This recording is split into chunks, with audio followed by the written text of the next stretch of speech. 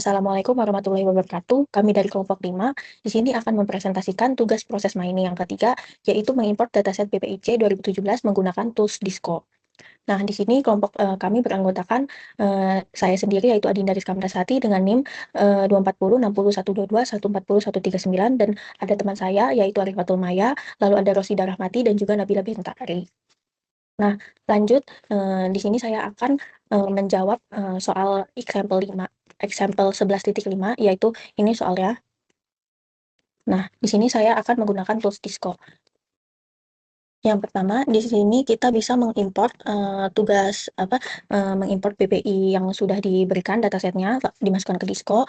Lalu di sini kita bisa membuka, di sini ada di fitur map ini kita bisa mengklik performance, lalu untuk show-nya kita pilih yang mean duration, lalu di sini yang secondary-nya kita bisa memilih yang absolute yang firmware ini.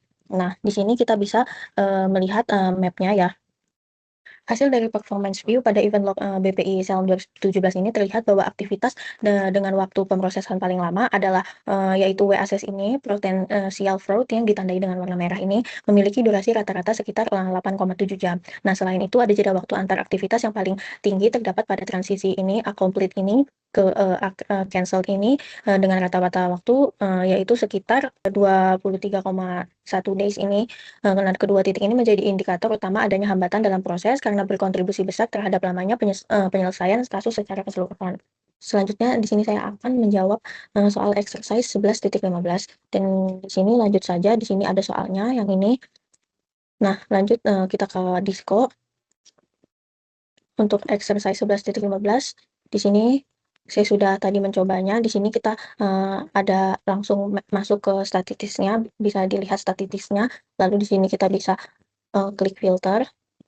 Lalu di atribut ini kita bisa di filter by ini kita pilih di life cycle transition, lalu filtering mode-nya yaitu keep selected. Di sini kita bisa memilih event values-nya yaitu complete. Nah, jika sudah, kita bisa apply filter ya. Apply filter. Nah, setelah klik filter tadi, kita juga bisa menambahkan klik to add filter ini, klik add to filter yang follower, ini follower, lalu di follower ini kita bisa mengklik filter by activity, di sini kita bisa mencentang yang WSS potential fraud, lalu yang reference event must be-nya kita pilih yang eventually followed. Nah, di sini kita bisa mencentang WSS potential fraud juga. Nah, udah kita langsung apply filter. Nah, di sini kita bisa melihat hasilnya yaitu case-nya 12, lalu variance-nya juga ada 12. Jadi jawaban yang exercise 11.15 itu yaitu ada 12 case. Nah, dari keseluruhan rangkaian filter tersebut diperoleh hasil bahwa terdapat 12 kasus di mana aktivitas WASIS potensial fraud ini terjadi sedikitnya 2 kali dalam satu case.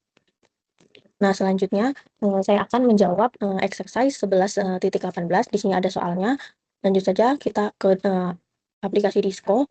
Di sini exercise 11.18. Di sini muncul overview-nya. Sudah saya coba tadi, langsung kita masuk ke filter. Nah, sama kayak tadi kita mengklik to add filter untuk atribut ya. Nah, atribut ini filternya life cycle transition, lalu modenya ada keep selected, bisa dipilih.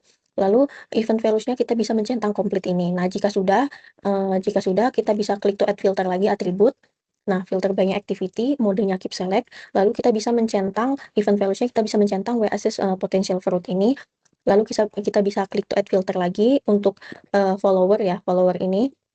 Filter by-nya activity, lalu kita bisa mencentang reference event values-nya yaitu WASIS potential fraud ini, lalu yang reference event must be-nya itu eventually followed, kita bisa centang WASIS potential fraud juga, lalu kita bisa mencentang require ini ya, require the same value ini, lalu kita bisa apply filter ini.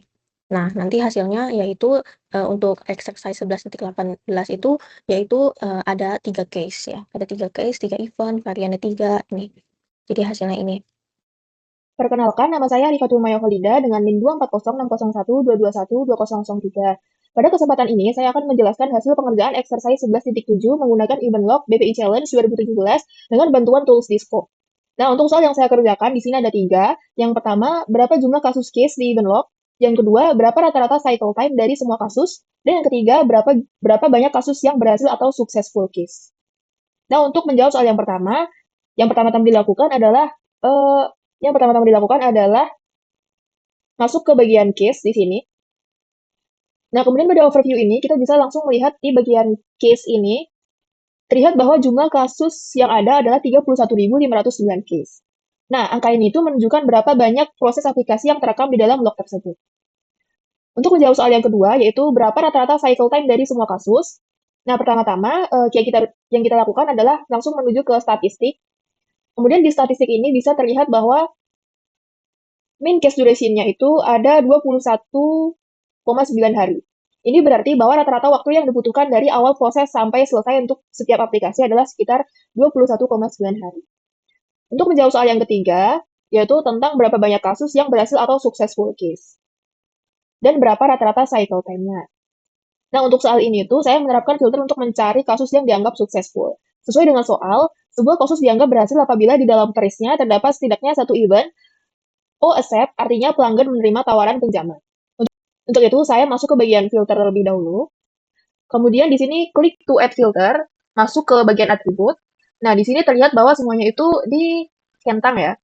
Nah, untuk memenuhi soal, yaitu pada soal bertuliskan hanya menggunakan accept saja, kemudian kita di sini unchecklist dulu semuanya, dan hanya memilih accept. Nah, kemudian setelah kita pilih, dan sudah mencentang accept, kemudian kita apply saja filternya. Nah, setelah filter diterapkan, jumlah kasus yang memenuhi kriteria adalah sebanyak 17.228 kasus. Kemudian, pada bagian statistiknya, atau bagian overview-nya, terlihat bahwa mean case duration-nya adalah 0 millisecond. Ini terjadi karena setiap case yang lolos filter hanya memiliki satu event saja, yaitu accept, sehingga prosesnya tidak memiliki rentang waktu dan durasinya bernilai 0. Demikian penjelasan hasil analisis proses mining dari saya. Terima kasih. Nama saya Rosidah Rahmati dengan NIM 240601221401121. Di sini saya akan menjelaskan untuk exercise 11.7 yang D dan E.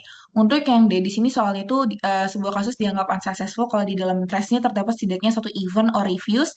Jadi kita hanya mau mengambil kasus yang pernah mengalami penolakan, tidak peduli posisi event itu ada di awal, tengah, ataupun akhir proses. Di sini kita buka Disco, pastikan untuk datanya itu data set full lengkap. Di sini kita klik filter. Untuk klik filternya sendiri kita menggunakan atribut filter dengan mandatory dan juga kita pilih event untuk or reviews aja. Nah, di sini kita apply filter. Di sini berarti kita hanya ambil kasus yang memiliki event ini minimal tuh sekali. Jadi semua kasus yang nggak pernah mengalami or reviews itu akan langsung terbuang. Nah, di sini kan kelihatan nih setelah kita filter, kita bisa melihat proses mapnya itu berubah. Map sekarang hanya menampilkan alur kasus yang berhubungan dengan proses penolakan. Nah, di review itu terlihat jelas sebagian besar dari jalur akhir ini menunjukkan prosesnya itu menuju penolakan. Di bagian statistik, itu jumlah kasusnya menjadi 3.720 dengan rata-rata durasinya 16,9 hari. Selanjutnya kita akan ke soal yang E. Di soal ini itu sebuah kasus dianggap cancel hanya jika event terakhirnya adalah cancel. Jadi ini lebih ketat daripada yang sebelumnya. Kalau kasusnya punya cancel tapi masih ada event lain setelah itu tidak dianggap sebagai cancel. Untuk mendapatkan hasil itu di diskonya, kita filternya kita reset dulu. Lalu kita pakai endpoint filter. Pada bagian end event, kita hanya pilih untuk all cancel doang. Nah, filter ini memastikan bahwa hanya kasus yang benar-benar berakhir di all cancel yang akan dipertahankan. Lalu kita terapin. Nah, setelah penerapan ini, proses map itu menyusut dan hanya menampilkan alur yang menuju cancel sebagai titik akhir. Jadi kita bisa melihat dengan jelas jalur mana yang berakhir cancel. Kemudian kita cek bagian statistik dari total seluruh kasus yang benar-benar berakhir di cancel adalah 5.092 dengan main cycle time-nya sekitar 24,5 hari. Maka nama saya Nabila Bentari Anjani dengan NIM akhir 40169. Kali ini saya akan mempresentasikan visualisasi Disco untuk soal yang example 11.10 dan exercise 11.22. Yang pertama ada soal untuk example 11.10. Di sini disebutkan bahwa jika diamati pada siklus kasus, terdapat dua kategori, yaitu kasus cepat dan kasus lambat. Yang mana kasus cepat berarti memiliki durasi kurang dari 45 hari, sedangkan kasus lambat berarti memiliki durasi lebih dari 45 hari. Lalu dari dua kategori ini ditemukan bahwa terdapat dua event yang menjadi penyebab terjadinya siklus bisa berlangsung lama, yaitu kasus cancel atau saat penawaran dibatalkan, dan kasus we call incomplete files, yaitu saat berkas tidak lengkap. Kemudian untuk membuktikan dari pernyataan ini akan dilakukan filtering di Disco berdasarkan performance dan endpoints. Yang pertama dapat dilihat dulu untuk keseluruhan kasusnya itu ada di 31.509 kasus. Selanjutnya kita akan coba lihat dahulu untuk jumlah kasus yang lambat atau lebih dari 45 hari. Masuk ke filtering performance, lalu di sini dipilih untuk durasinya itu minimal 45 hari. Set value, lalu di apply filter. Dapat dilihat untuk jumlah kasus lambatnya itu ada sejumlah 1.311 kasus. Selanjutnya, kita akan lihat ada berapa jumlah kasus lambat untuk event or cancel dan we call incomplete files. Di sini kita tambahkan filter berdasarkan endpoints atau berakhirnya kasus.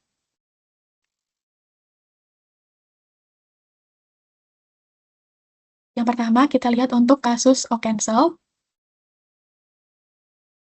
Di sini untuk kasus or cancel dengan durasi lebih dari 45 hari atau bisa dikategorikan sebagai kasus lambat itu ada sebanyak 516 case, di mana ini jumlahnya sangat banyak dari seluruh jumlah kasus lambat yang tadi jumlahnya 1.311 itu. Selanjutnya kita lihat untuk yang kasus way incomplete files atau berkas tidak lengkap.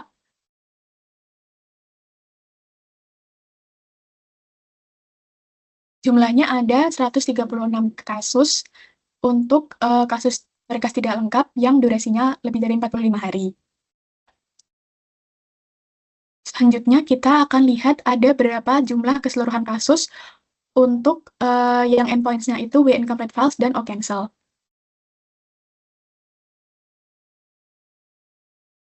Kita hapus dulu untuk filtering yang by performance-nya. Lalu di sini dipilih untuk yang way incomplete files dan or cancel.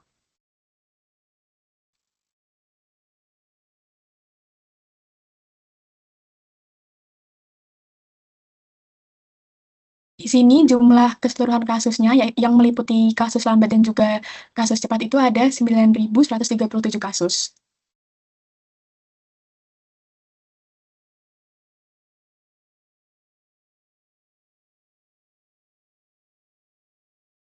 Lalu untuk yang berakhir di endpoints way incomplete files dan or cancel, namun kita akan lihat yang untuk durasi kurang dari 45 hari.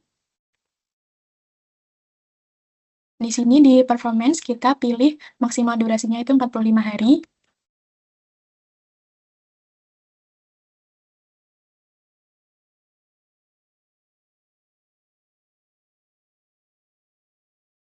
Jumlahnya ada di 8.485.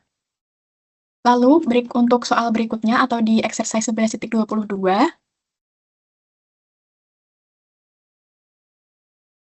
di sini kita akan melihat visualisasi untuk kasus saat sudah terjadi event or cancel atau pembatalan penawaran, namun selanjutnya terjadi event or accepted atau penawaran diterima.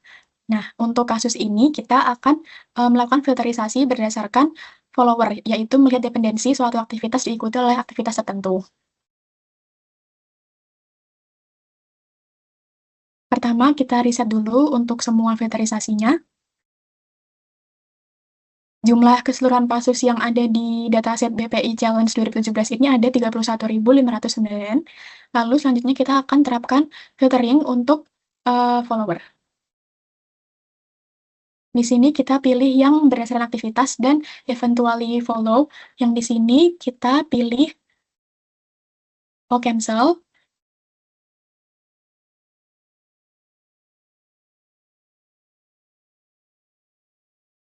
Diikuti oleh or accepted. Lalu di apply filter. Jumlah kasusnya itu ada 902 kasus, yang mana ini sangat sedikit untuk dari jumlah keseluruhan kasusnya. Dan apabila dipersentasekan, dibandingkan dengan jumlah keseluruhan kasus di dataset BPI Challenge 2017 ini, persentasenya itu sebesar 2,86%, yang mana dari keseluruhan kasus yang terjadi di BPI Challenge ini, ada 2,86%, yang mana terjadi event itu penawarannya sudah di-cancel, namun selanjutnya terjadi penawaran diterima kembali.